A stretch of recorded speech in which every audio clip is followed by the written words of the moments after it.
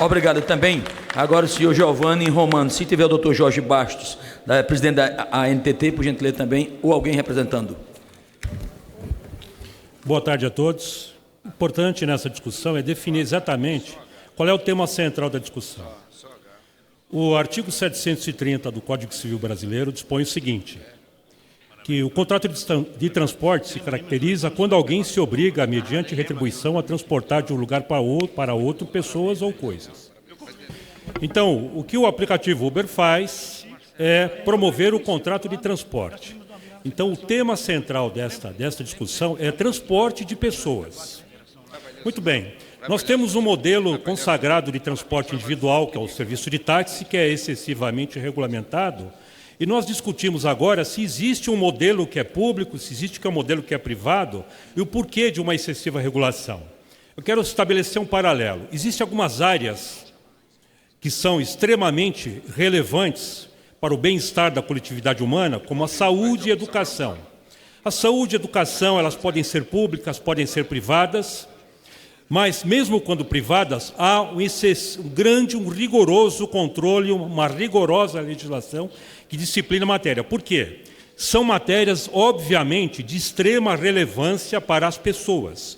E o transporte, seja ele qual for, coletivo ou individual, também é do mesmo grau de relevância. Porque quando nós falamos de transporte individual, nós falamos de transportar pessoas numa sociedade onde há um grande número de idosos, um grande número de crianças, um grande número de pessoas com necessidades especiais, um grande número de gestantes, ou seja, de pessoas que numa situação de risco têm um grande grau de vulnerabilidade. Por isso se justifica o rigoroso controle sobre o transporte individual e o controle que o Estado faz. E não poderia ser de outra forma. Até porque o serviço de táxi não é um serviço público, é um serviço privado de interesse público.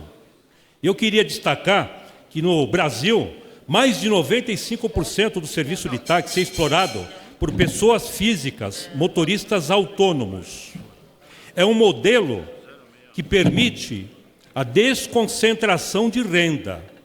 É um modelo que distribui renda naquela atividade para centenas de milhares de profissionais em todo o país. Ao passo que o modelo que o Uber quer implantar é um modelo que induz ao monopólio, porque se sustenta numa prática de preço predatório para conquistar poder de mercado.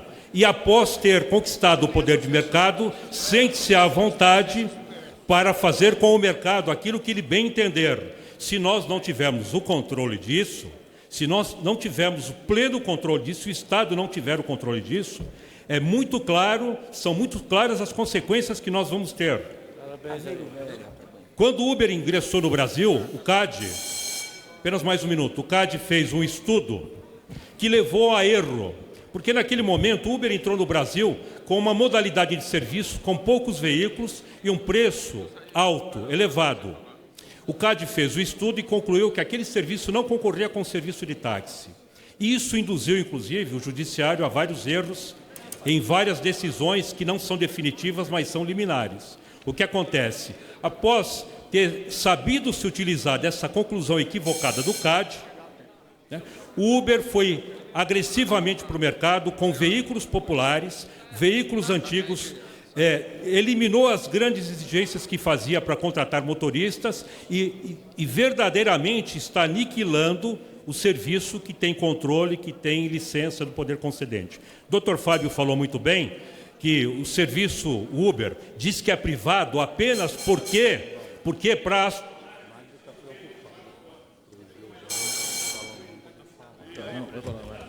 Vargas, Fundação Getúlio Vargas, em maio deste ano, divulgou um número de 168 milhões de smartphones no país, que vai chegar a 218 milhões ao final do ano de 2017.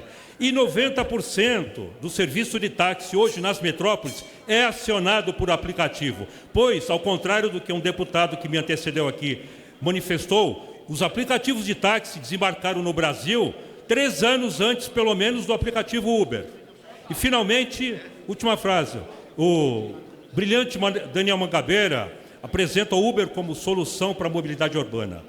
Táxi e Uber não vão solucionar a mobilidade urbana, porque não é transporte de massa, nenhuma das duas modalidades. Em nenhum dos 60 países onde o Uber opera, existe um mínimo estudo que diga que houve contribuição para a mobilidade urbana, inclusive no país berço, que é os Estados Unidos. Então isso, senhor presidente, obrigado pela extensão de prazo e boa tarde a todos. Agradeço também. Eu queria convidar agora Manuel